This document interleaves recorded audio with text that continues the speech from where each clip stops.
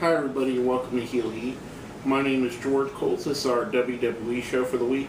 Unfortunately, Gary could not be with us again tonight for prior commitments. I do apologize. Hopefully I suffice for you guys.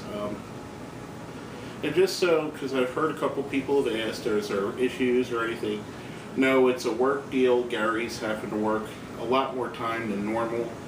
So it's taking up most of his time. Unfortunately, that leaves no time for him to shoot this show. But I'll handle the load while we're waiting on him, and as he would me. Now let's get right into the meat of it. The first match of the night was Triple H versus Curtis Axel. They go for about a minute, and Vince McMahon comes out, stops the match, awards the match to Axel by disqualification. Triple H orders it restarted. Vince comes back down, stops it again, takes a ring bell, takes a microphone, and says, Curtis Axel won by forfeit. Get out of the ring. Get out of here. Oh, I'm sorry. Triple H started a Iron Man match, and then Vince came back and said, no. Curtis, leave. You won twice already tonight. Get out of here. Basically further into McMahon and Triple H storyline a little bit. I'm kind of intrigued to see where it goes. Heard some people talk about Triple H and Vince McMahon putting their faces on TV. The fact of the matter is, people tune in to see him. I mean, Triple H is still a big draw. Vince McMahon, till the day he dies, is going to be a big draw in WWE. I hate to say it. And I love Vince. The Vince McMahon power walk cracks me up every time I see it. Triple H, one of the most underrated wrestlers of all time, gets a lot of flack because of who he married, but he is one of the all-time greats. That being said, it sets up the shenanigans for the rest of the night. Speaking of shenanigans, we have our first of 3 matches involving the Shield, 3 singles matches. The first is Kane versus Dean Ambrose. Very solid match, very good way to start the matches, the wrestling portion of the show off.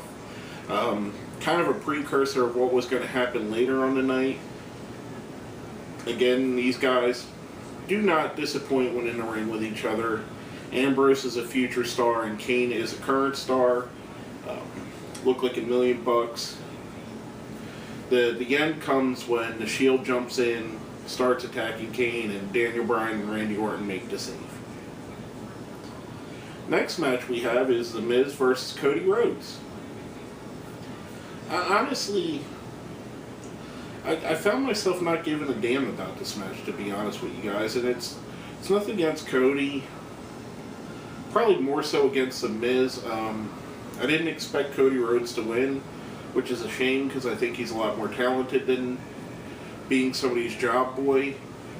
The Miz as a face has been one of the worst turns I've seen in a very long time, and they're continuing to try and force it down our throats. I don't see it working. I don't think it's working. I don't like him as a face. I do like that he's finding different ways to put on the figure 4. Just not buying into it, I'm sorry. The saving grace of the night is that Paul Heyman comes out. As some of you guys might know, Fandango got injured, had a concussion.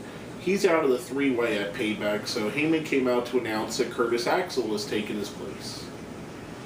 Now, on with that, speaking of Axel, the thing that worries me about this is I fully believe that Axel's going to win at the pay-per-view. I think they're pushing him a little bit too fast, especially since, other than Sin Cara, he doesn't have solid wins. He has count-out wins, stoppage wins like earlier in the show. I feel if they put the Intercontinental title on him, it'd be a little too fast. The fans might not buy into it, but who knows. Hopefully, if they do, I think hopefully he'll carry it and bring some honor and respect to the title. Being a second-generation person to hold the title, I'm not sure, and I might be wrong. I think this might be the first time that 2 different generations have held the Intercontinental title in the same family. Um, Dusty, I know, didn't hold it. With Cody and Dustin, they're saying they're brothers. I don't want to go too far off track with this. I don't think... I can't think of any other. Bob Orton Sr., I don't believe, ever held the Intercontinental title. I'm pretty sure he didn't.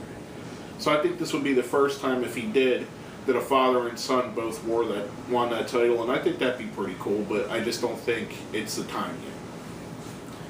Next we have Y2J hyping up his match against CM Punk for the pay-per-view, talking about the best of the world, which brings out Dolph Ziggler saying, hey, if we're going to talk about the best wrestler in the world, I'm right here. I'm back.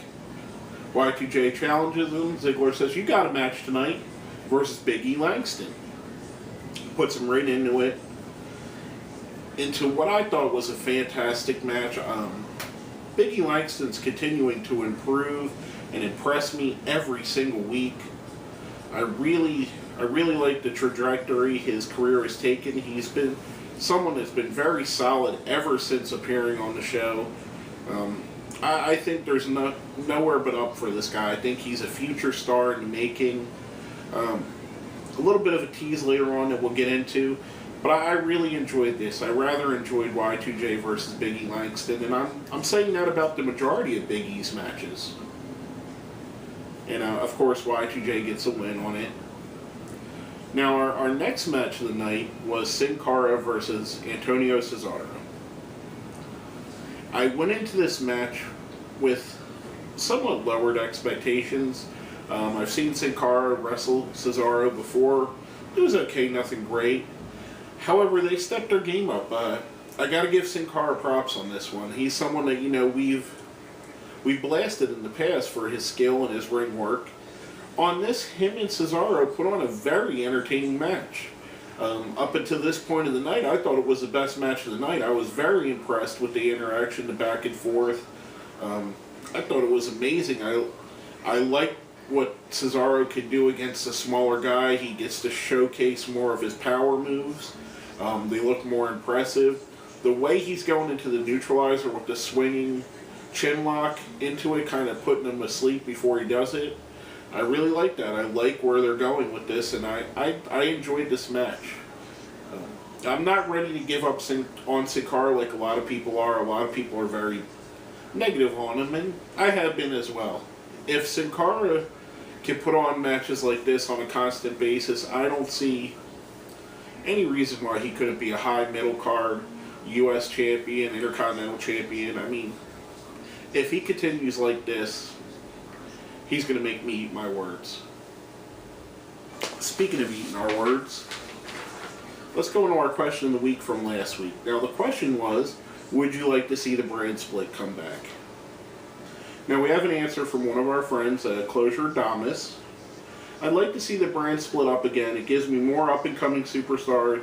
It gives more up-and-coming superstars a chance to become main event players by having rivalries with today's veterans. Plus, it gives fans more of a reason to watch SmackDown. If we can't get the Attitude Era back, then at least another Ruthless Aggression.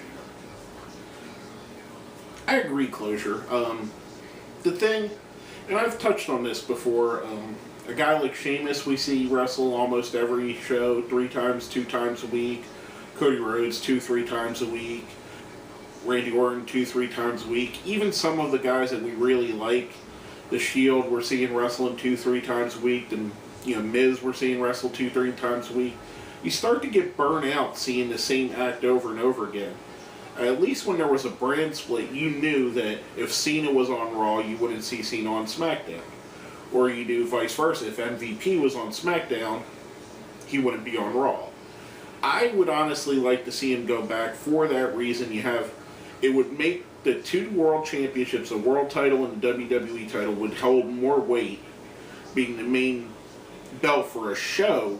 Also would give more weight to the 2 mid-card titles, the US and the Intercontinental, being the secondary title for each show.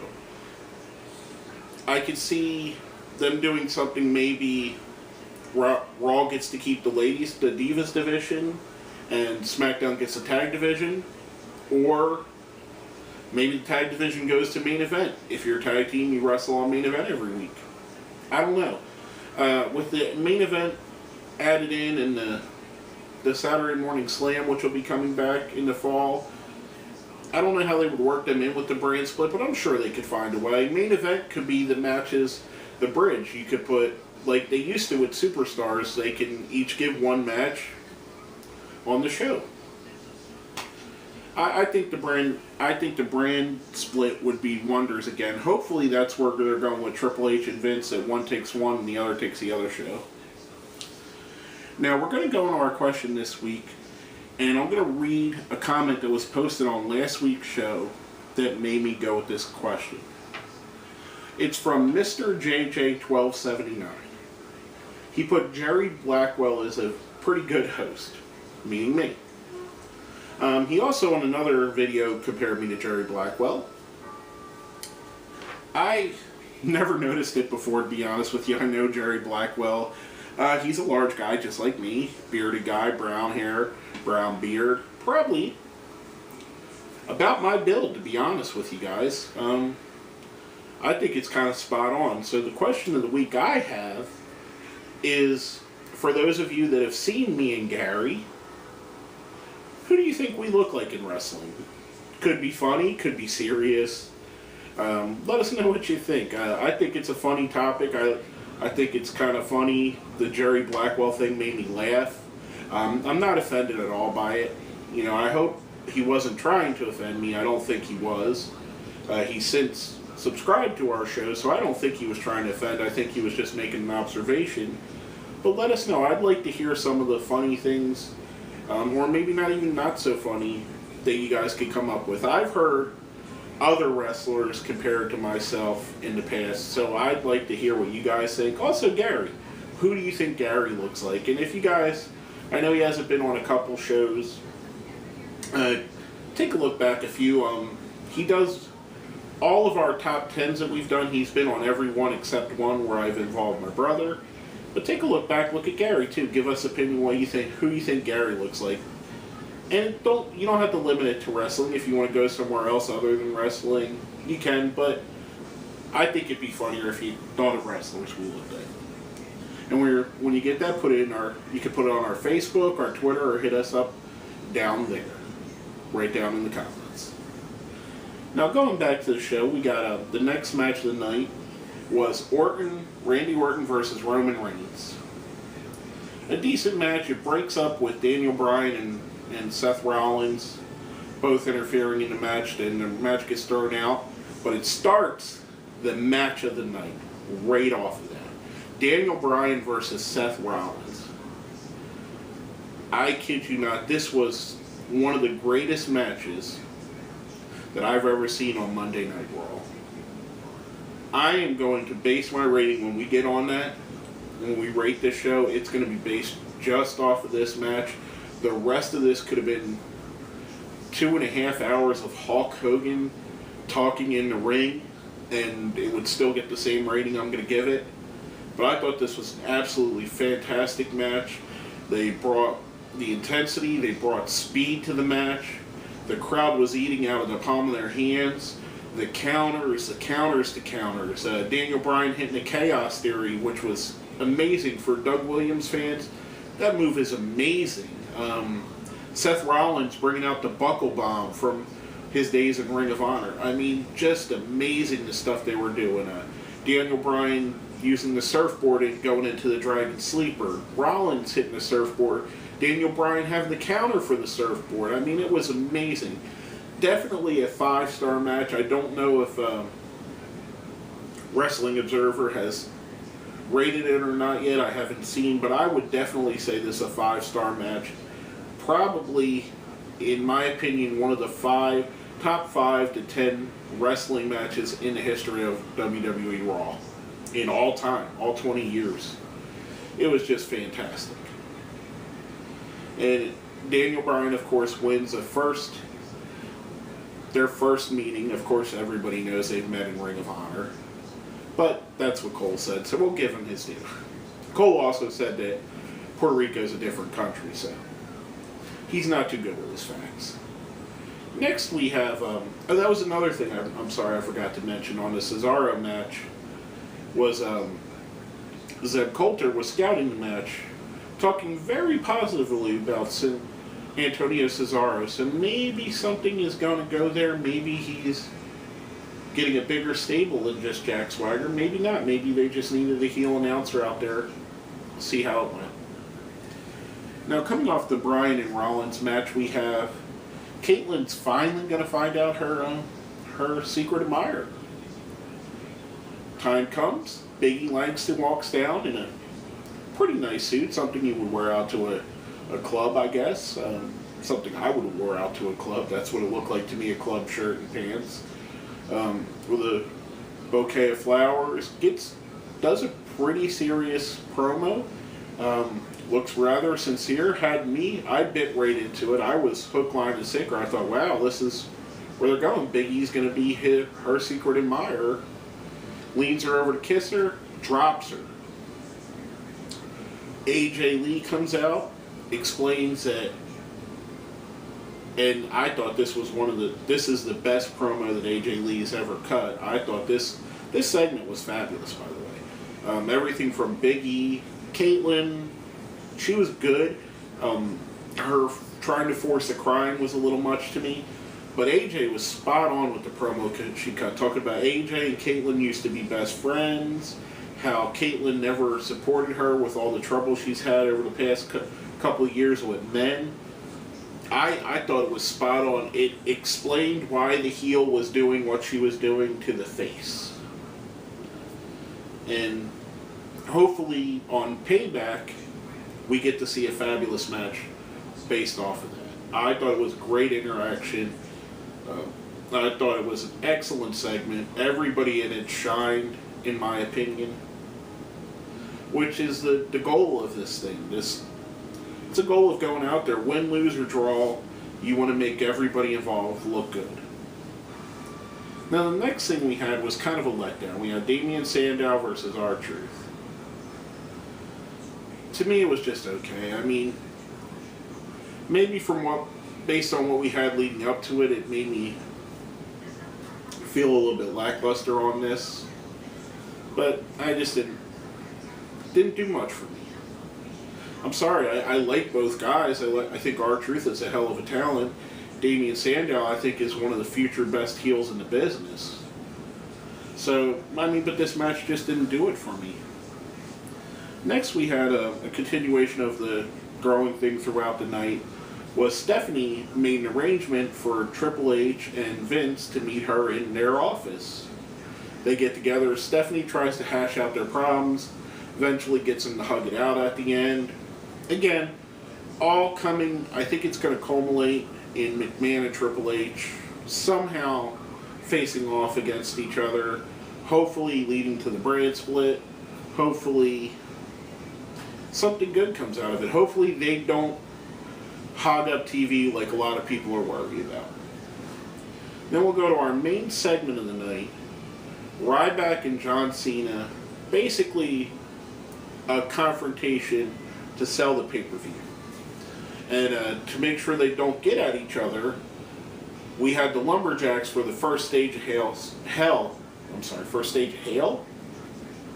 Anyway, I don't know where that came from. I'm sorry, people. The first stage of Hell were all around the ring. I thought it was excellent interaction between the two.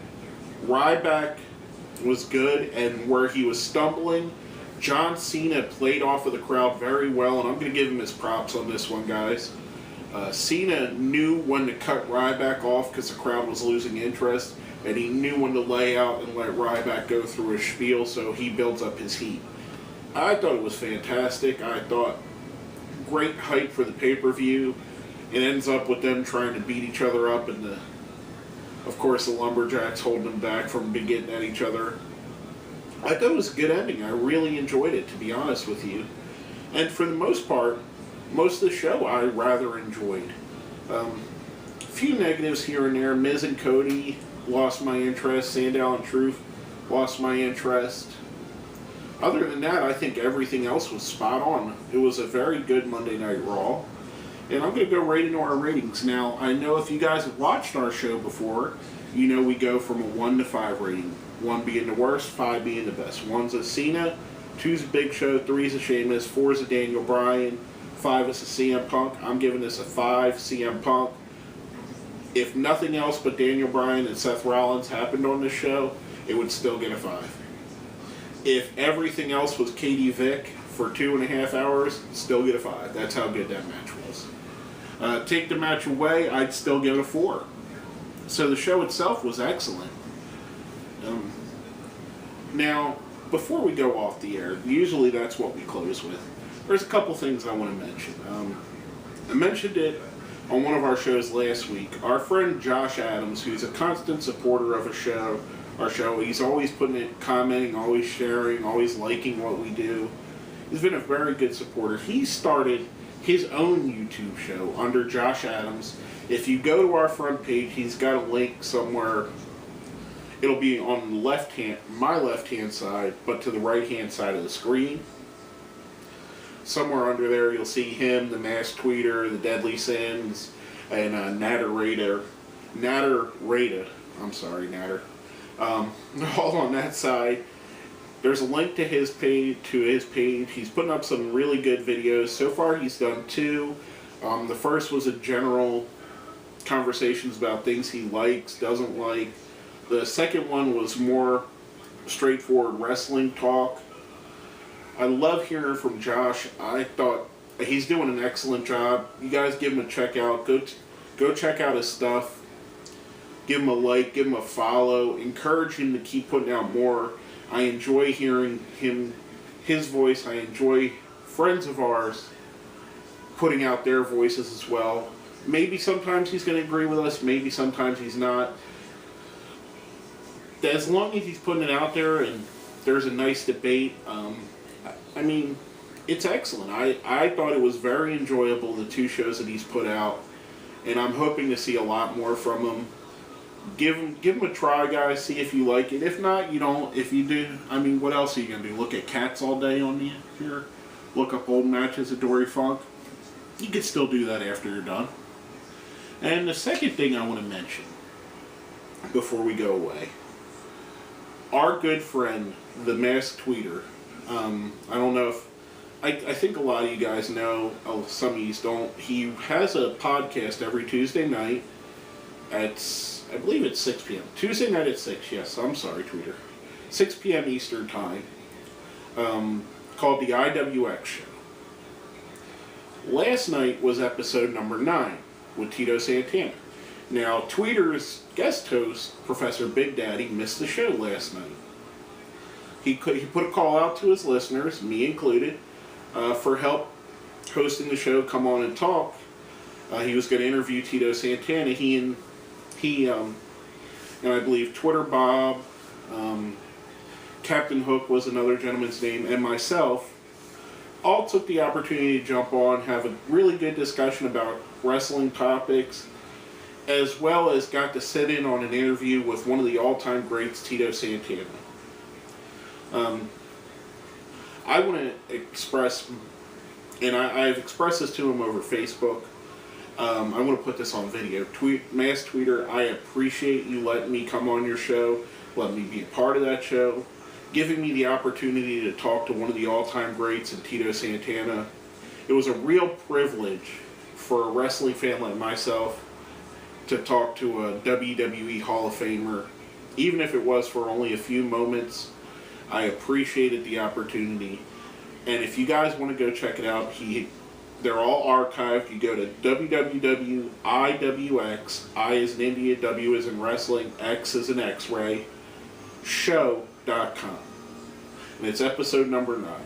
But check out his other episodes too, and listen to his show. Masked Tweeter is a very intelligent wrestling fan.